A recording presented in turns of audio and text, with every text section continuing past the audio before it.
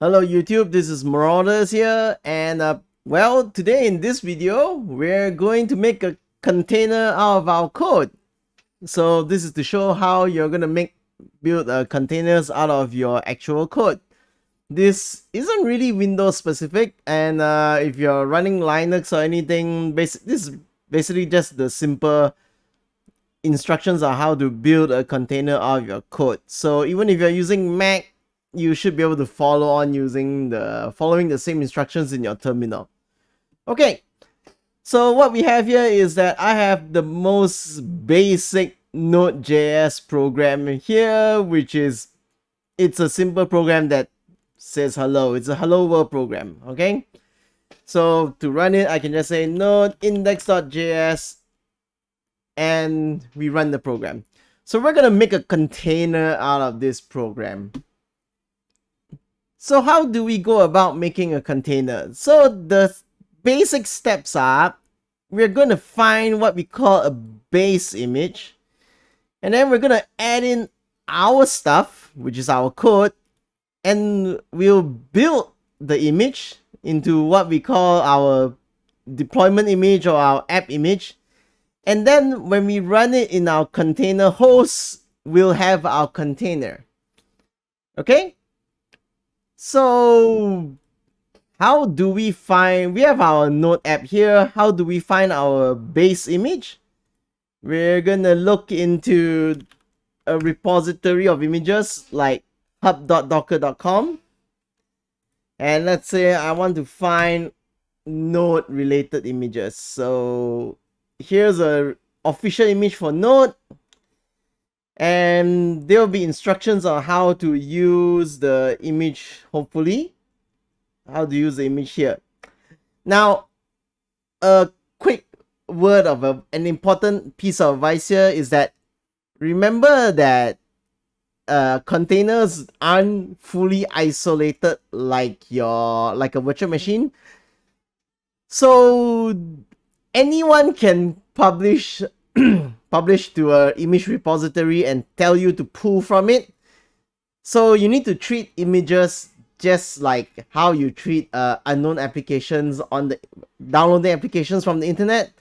Make sure that you know who is providing the image and that you are using an image that isn't compromised, that you know where it came from, that it doesn't contain malware. These are all things that responsible internet users need to do, and you need to apply these same logic to when you're trying to find images to use off the internet. Make sure you know where it came from, make sure you trust it, and make sure it doesn't contain anything that might be a deterrent to your system. Just like how you don't simply type npm install everything you see from Stack Exchange. Okay, so here we have our node image, and they have some simple instructions like okay, how to use it. You should just type node:version and so on. Okay, I'm not going to go into the full details here, but for our purpose, we're going to do something very basic. So we're going to create what we call a build file, which is called Docker file by default. And remember, step 1, we are going to pull from a base image. So I'm going to pull the version 16 base image of Node. Step 2, I'm going to say our working directory inside the image is going to be called /app. I'm going to copy all our local files into this /app folder. And then finally, I'm going to say run run index.js, node index.js as the step in the container. Okay, so now I've created this Docker file, and now I'm going to build this Docker file. Okay, so it's best to build the Docker file in Linux. So I'm just going to type WSL and go up into Linux, and I'm going to say docker build -t.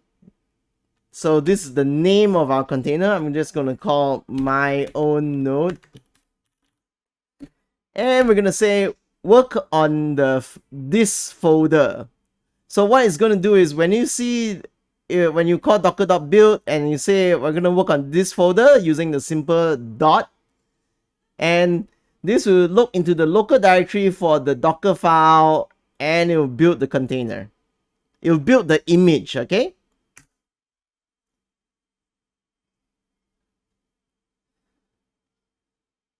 So it's going to go and it's built the thing. So remember the instructions, what I said. From a base image, we're going to add in our code using the copy command, and we're going to say run the code, and from there we're going to build the image.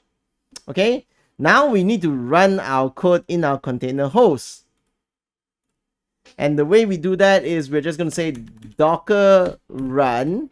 Remember that the name that we gave our image previously, which is my own node. And I'm going to say my own node. And that's it. Docker would have run the container. Yep, no frills. And you can see here we have in our list of containers, we have this new one here. So if I run again, you can see I have a new container here. And that's really it, because our container doesn't actually do anything. It just writes a line and it exits. Okay, so these are all useless now because our container basically runs and exits itself. We can delete it. So one thing that's good to learn is that the first parameter is called -rm. Oh, -rm. Yep. Okay. So what does this do? What this -rm flag does is that it will automatically remove the container once it exits. So it will be able to keep it clean, keep your container list clean instead of you having to go in and delete everything yourself. Okay, so -rm will automatically remove the container once it finishes. And actually this old thing was still here from just now. Let me just kill it.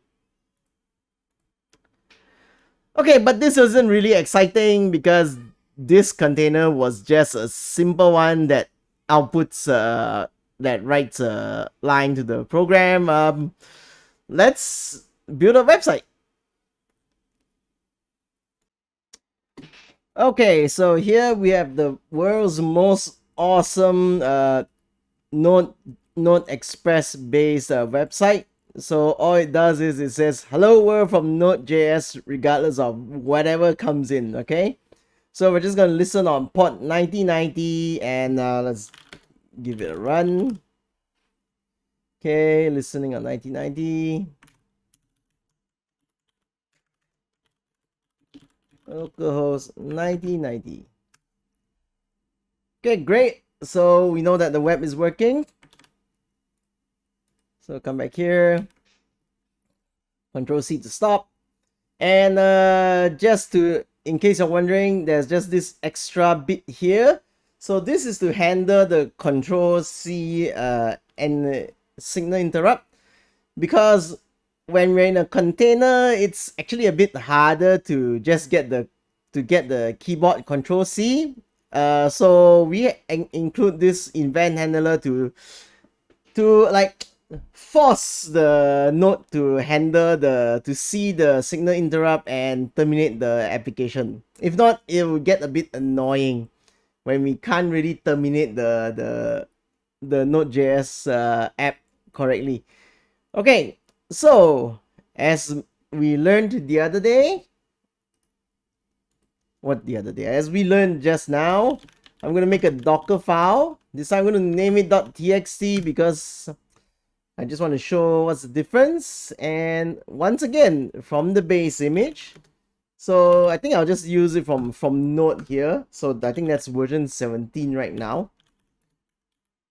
And I'm going to just copy again. We're just copying files from our current folder into the app folder. We're gonna say our working folder is app, and then for our container to run, we will say that you execute the command node index.js.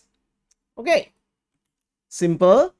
Now we build the Docker. So once again, I'm just gonna go into WSL mode, Linux mode, Docker build -t node my node express. Okay, and yeah, we're gonna put --rm just to make it easier. Oh, I'm building. What am I saying? Okay, I'm gonna say build -t my node express dot.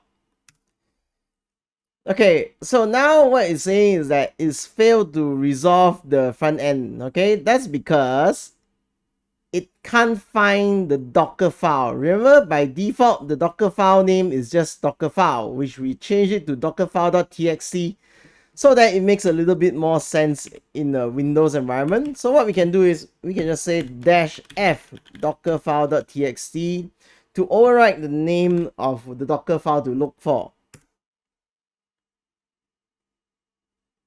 And now it's going to build. So if you're doing this the first time, you might notice a lot of other instructions where it's actually downloading the file. So my file, I actually have this image in my local machine, so it's not loading that much. But if it's new on your side, you might see more. Don't be surprised to see something downloading and that it takes a bit longer to run. Okay, so the image is built. And now what we're going to do is we're going to say docker run, okay, --rm my node express.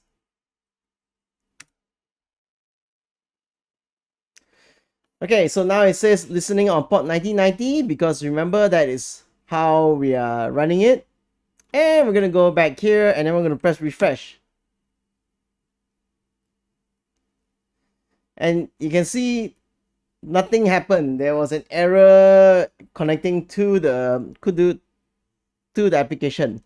Now, why is this?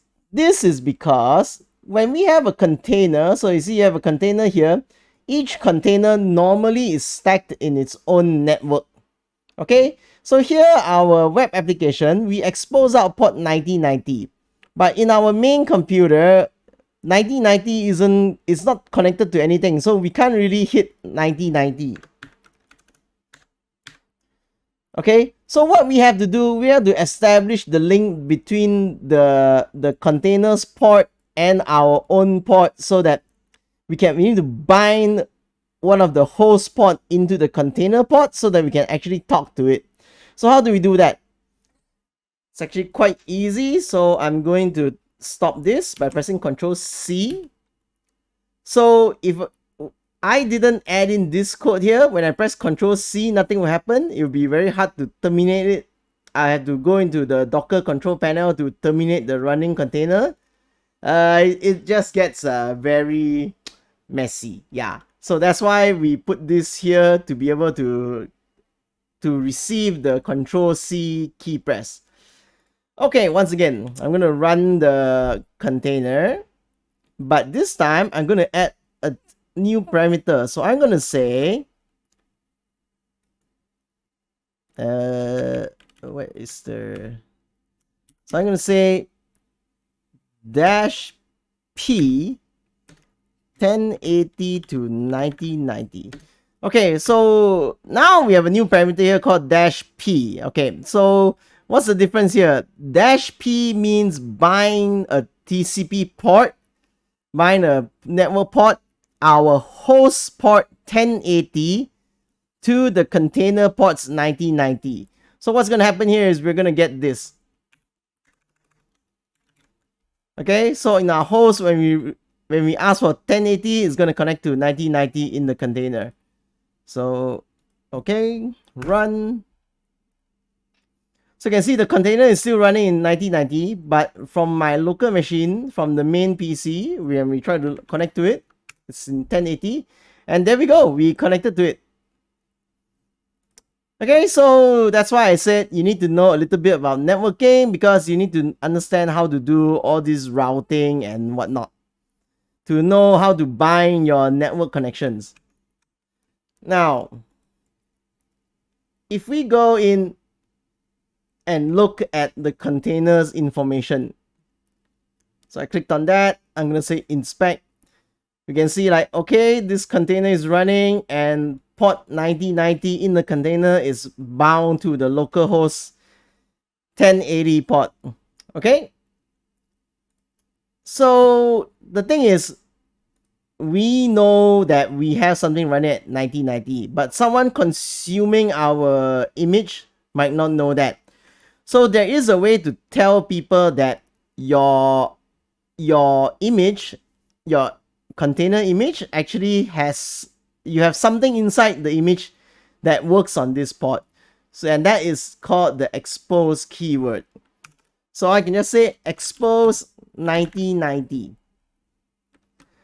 Now, a very important thing to note is that this expose 9090, this doesn't actually do anything at all. Okay, this doesn't set up binding or anything for the container. What it does is it just mentions that, okay, I have a container. This container, we have something that's running in 1990. It's just to, it's like a signal, it's like a signboard that just says, I have this port, you probably want to bind something to it. So you can see I can actually, I'm going to put in multiple of these commands. Now I'm going to rebuild the container again. So we're going to rebuild the container. Is it already stopped? Yes. We're going to rebuild the container. Okay, so maybe sometimes the terminology gets a bit mixed up. Yeah, I know. What we're building now isn't the container, we're building the image. It's just like I just keep I just keep slipping up and call it a container. When we build it, we're building an image. When we run it, it's running a container. Okay, so now that it's built, we're gonna run it again and we're gonna see what happens. So I'm going to go into my container list again. And when I look at it, you can see we have all the ports that we expose are listed out here. So it doesn't really matter whether or not your image actually uses the port. This expose just allows it to be listed out here, so that maybe someone using your image will be able to know, oh, you actually have this port here, so I should remember to bind it when I'm using it. Now, finally, for one last tidbit on running Docker commands. Now, notice that whenever we set Docker run -rm or something, it will just take over the whole terminal session, even though the service is basically just something that runs in the background. So what we can do is we can just say Docker run -d -p 1081 9090 my node express. Okay, notice how it immediately returned, but if we look at our running containers, you can see that we do have one running, and you can see that the port is 1081, which is what we set it to run just now. And okay, it's running. Refresh. Okay. And one other important piece of advice for you is that if you're a Windows developer, you'll be more used to running using the GUI, and it's great and everything. You really need to learn how to use the CLI to access some more information that's faster and more concise. For example, we can use Docker PS, and I can see what are the running containers. Then I can run another command when we're doing running is I can actually run, and I can say -p, capital P.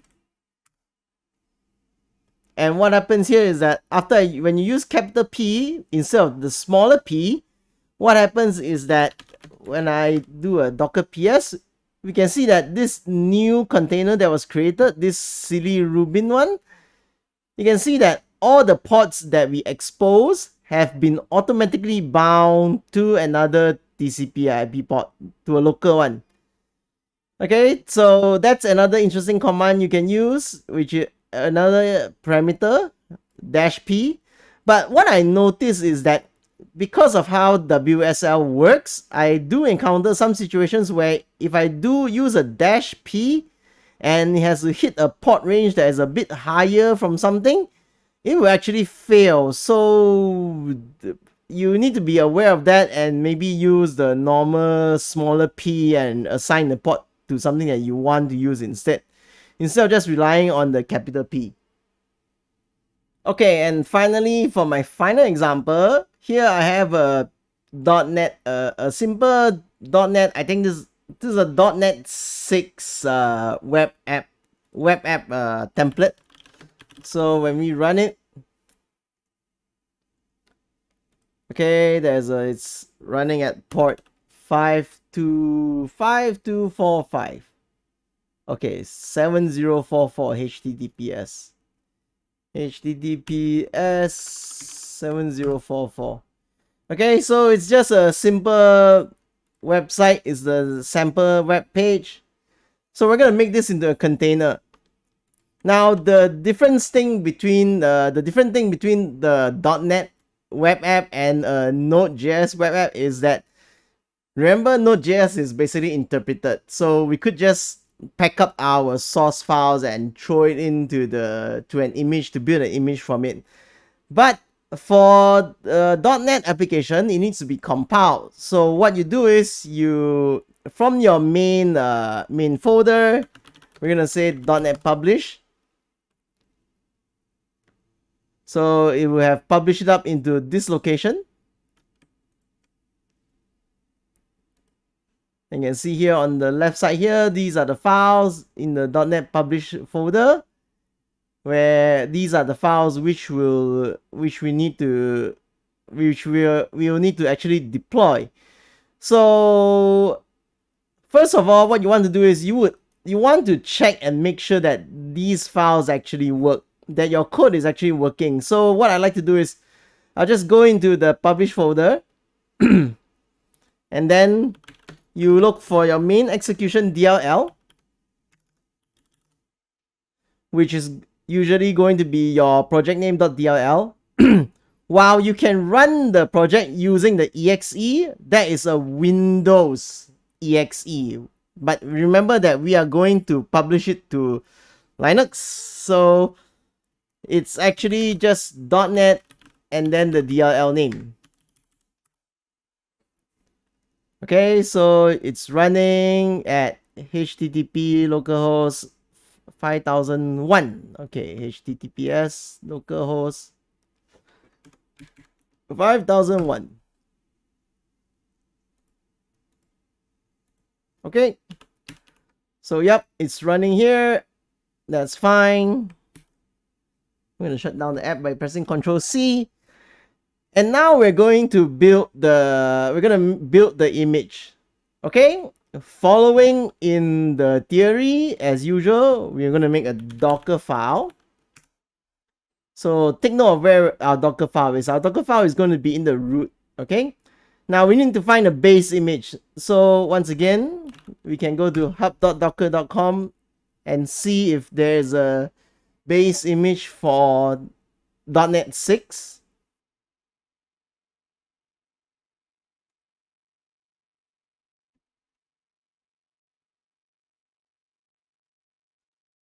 Well, it's finally here. Okay, the results were, I don't know why it took so long. Okay, so .NET, and we can find the one. Okay, we're gonna look for .NET. Yes, not helping the way we renamed how .NET is, but we're gonna go for .NET because we need .NET 6.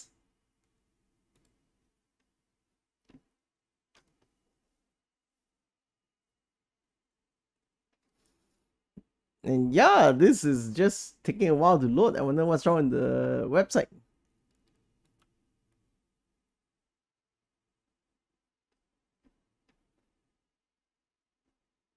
Okay, we're gonna need the ASP.NET runtime because this is just the core ASP.NET one.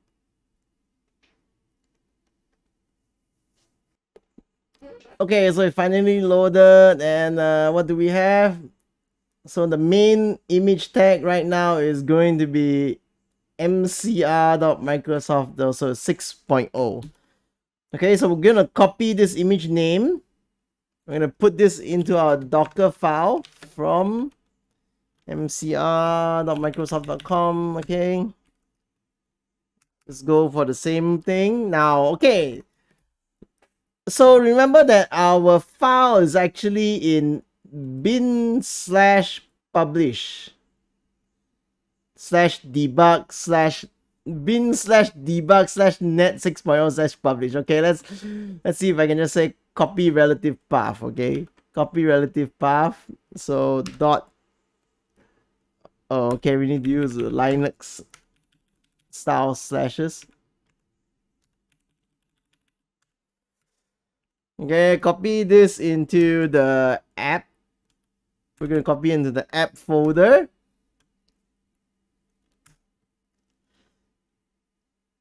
And then we're gonna say work directory is the app folder. And then for the entry point, what we're gonna say is to use .NET. And then remember we said we call our DLL.NET web.dll. And I forgot a space. Okay. So now we come back to our main root. Let me just kill off this extra terminal. We come back to our main root. We go into WSL, Docker build. We will build our my.NET. Okay, root file here.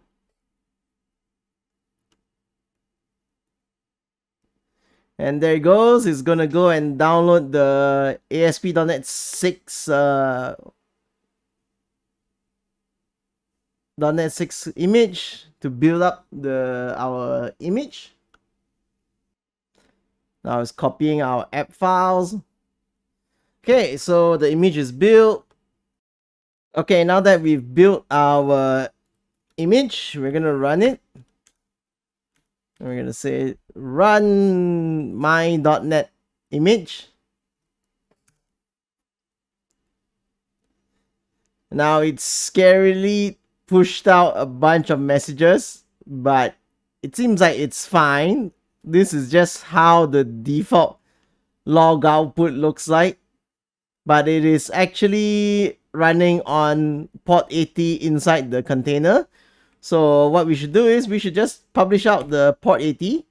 So again, I'm gonna run. I'm gonna say link up our host 9050 to port 80 inside the container. And now I'm gonna just come here, HTTP localhost.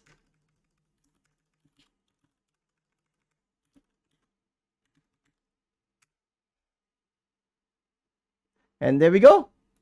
We are now connected to the web inside the .NET web inside the container. Okay, so that's how you publish out. You make an image for a .NET 6 website. .NET 6, .NET 5, .NET Core, you know, basically it's the same thing. Just apply the same theory, which is find a base image, copy your stuff over, and then run whatever needs to be run to start off your application. Now, what isn't shown here is what happens if we want to deploy these container images to a service like in Azure as an app service plan, or in AWS where you have things like the Elastic Container Service, or maybe the AKS, or and so on. Now, it is more or less still the same theory, just a little bit different. So you still start, you still find the base image, you still add in your code, you still create a deployment image. Then the different part here is that there's this thing called an image repository. So you need to push your image repository, the deployment image you created into this image repository so that you can run it in the cloud under using whatever Azure or AWS lets you. Okay, so this will be the different part. So this is the extra step, and this is a different part. And well, maybe I'll talk about it in a future video. For now, just go ahead, try it out, get a feel for containers and how containers work, and building your own images, and just letting your mind run wild a little bit.